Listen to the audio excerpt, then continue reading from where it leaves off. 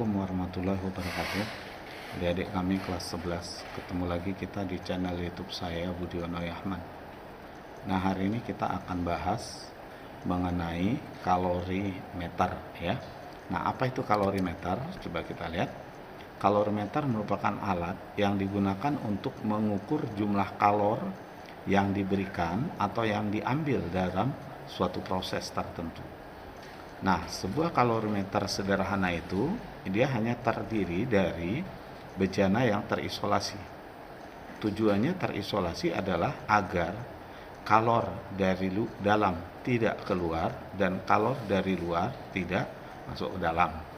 Kemudian alat pengaduk dan satu lagi termometer. Jadi tiga hal ini merupakan bahan dasar untuk membuat kalorimeter sederhana.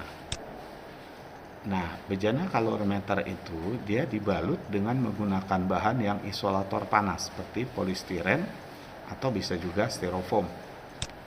Nah, tujuan menggunakan bahan ini adalah untuk mengurangi pertukaran kalor di antara sistem dengan lingkungan sehingga tekanan di dalam kalorimeter relatif tetap. Nah, apa hubungannya dengan tekanan? Ingat, pada tekanan tetap kalor itu sama dengan perubahan entalpi. Jadi akhirnya nanti kita bisa menghitung perubahan entalpi dari suatu reaksi dengan menggunakan alat kalorimeter yang sederhana. Nah, sekarang kita lihat ini adalah contoh alatnya. Jadi ini adalah termometer, kemudian ini nanti pengaduk. Lalu di sini adalah bejana yang terisolasi. Ini harus kita tutup rapat supaya tidak terjadi perpindahan kalor dari luar ke dalam atau dari dalam ke luar. Kalau rumus yang kita gunakan sangat sederhana ya. Nah, dia diambil dari prinsip Azaz-Black. Kalor yang masuk itu sama dengan kalor yang dilepas ya. Kalor yang dilepas oleh suatu reaksi sama dengan kalor yang diterima oleh larutan. Jadi di sini nanti ada air. Air itu kita ukur suhunya sebelum reaksi dan kita ukur juga suhunya sesudah reaksi. Selisihnya itu kita sebut dengan delta T ya. Rumusnya adalah Q sama dengan M kali C kali delta T. Nah, di sini siswa sering salah mengartikan M. M ini adalah massa air. Jadi contoh, kita melarutkan 2 gram NaOH ke dalam 50 gram air misalnya. Maka yang dimaksud dengan M di sini kalau kita mau ngitung entalpi pelarutan, maka M di sini adalah massa air, bukan massa NaOH yang 2 gram tadi. Ya, C ini adalah kalor jenis air. Kemudian kita kembali ke M. Seandainya reaksi di sini adalah larutan dengan larutan, misalnya HCl dicampur NaOH, maka M ini volume campuran kedua larutan itu. Contoh, HCl-nya 20 ml, NaOH-nya larutan NaOH-nya 25 ml, maka M di sini 20 tambah 25, 45 gitu ya. Jadi M di sini kalau suatu zat dilarutkan ke dalam air, maka M massa airnya. Kalau kita mau menghitung entalpi pelarutan. Tapi kalau ada dua larutan kita reaksikan, maka M adalah volume total kedua larutan tersebut. Kemudian C adalah kalor jenis, ya, kalor jenis air tentunya ya. Delta T perubahan suhu air. Kalau larutan yang dicampur, maka delta T itu adalah perubahan suhu larutan ya. Oke, sekarang biar lebih jelas kita lihat contoh soalnya. Nah, contoh soalnya, berapakah kalor yang diperlukan untuk menaikkan suhu 200 gram air dari 30 derajat Celcius menjadi 75 derajat Celcius? Jika kalor jenis air 4,2 Joule per gram per derajat Celcius. Jadi di sini kita cuma diminta menentukan kalor. Kalor itu berarti Q. Q ya, berapa kalor yang diperlukan untuk menaikkan suhu air. Berarti suhu yang pertama 30 menjadi 75. Coba kita lihat apa saja yang diketahui. Yang pertama, massa air yang mau dinaikkan suhunya 200. Kemudian yang kedua adalah suhunya mau dinaikkan dari 30 menjadi 75, berarti perubahan suhunya adalah 45. Lalu kalor jenis 4,2. Yang ditanya berapa Q-nya?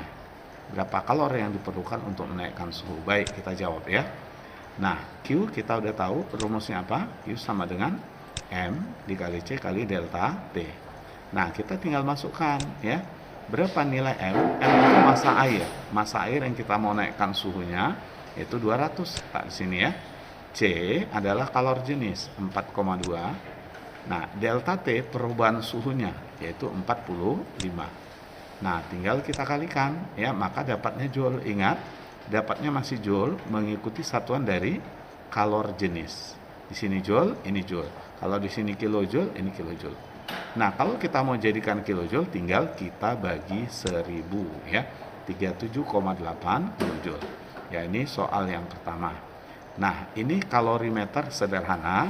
Kalorimeter yang kedua nanti adalah kalorimeter boom. Nah, sebelum kita masuk kalorimeter boom, jangan lupa klik tombol like, subscribe, share, serta tulis komentar adik-adik tentang video ini.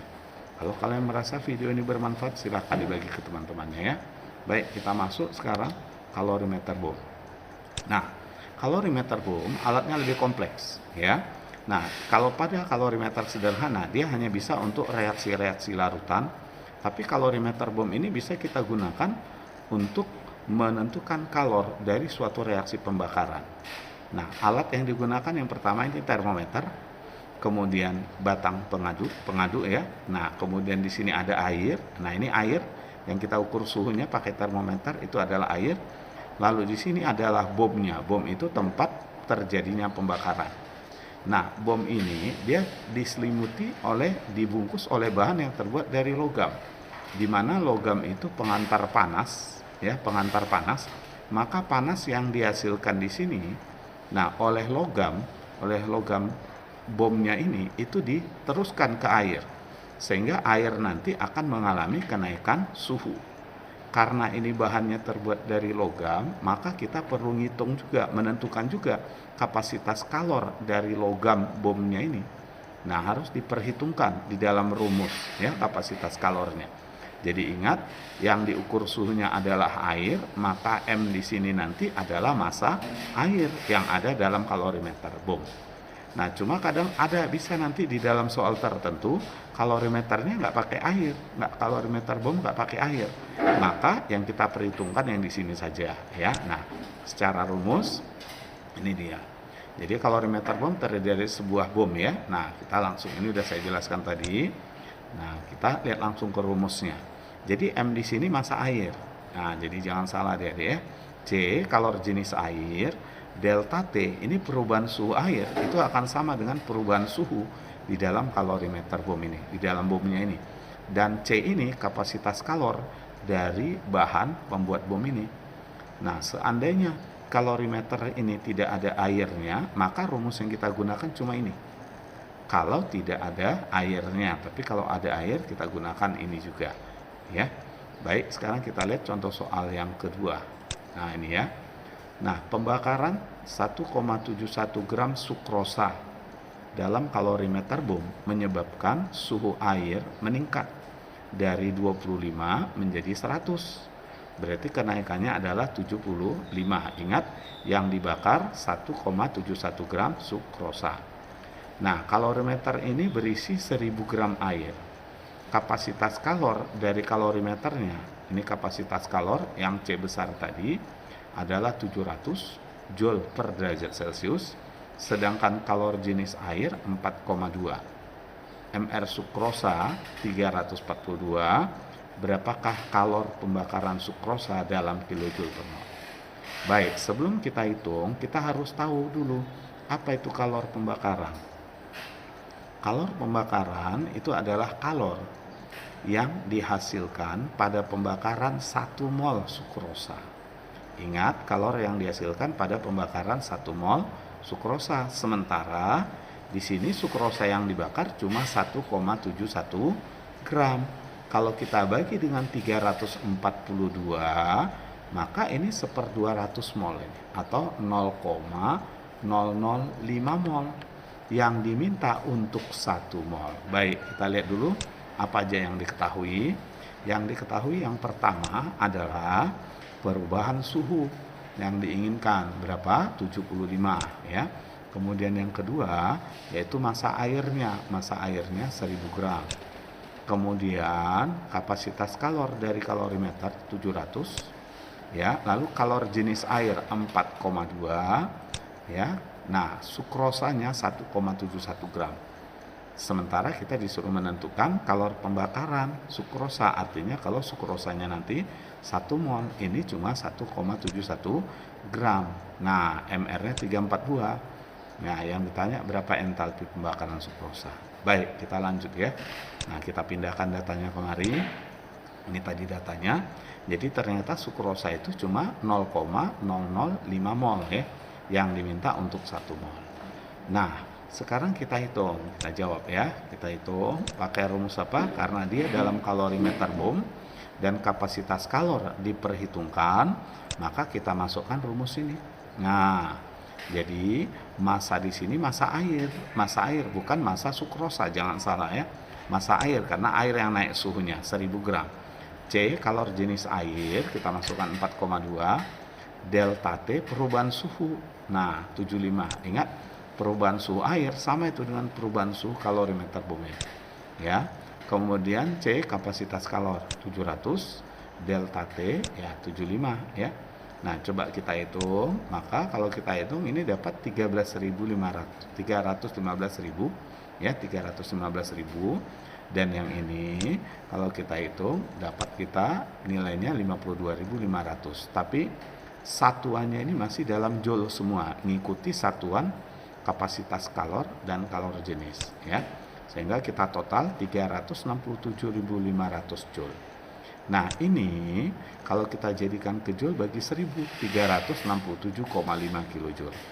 Inilah kalor yang dihasilkan, yang dilepaskan ya. Kenapa dilepaskan? Karena terjadi kenaikan suhu.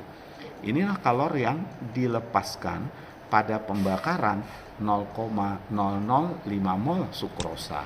Nah, jadi ingat ini untuk 0,005 mol sukrosa. Sementara yang diinginkan untuk 1 mol. Kalau entalpi pembakaran berarti harus untuk 1 mol. Nah, maka untuk 1 mol kalornya jadi berapa? Tentu 1 ya, 1 kita bagi dengan 0,005 ini. Kita bagi 0,05 dikali ini. Nah, kenapa min? Ayo, kenapa min? Karena di sini delta H. Kalau Q-nya 367,5, delta H dengan Q angkanya sama. Cuma di sini bisa tandanya positif, bisa tandanya negatif. Kalau terjadi penurunan suhu, itu berarti reaksi endoterm. Ini positif. Tapi di sini karena suhu naik, reaksinya eksoterm. Ini negatif. Nah, kita hitung ya.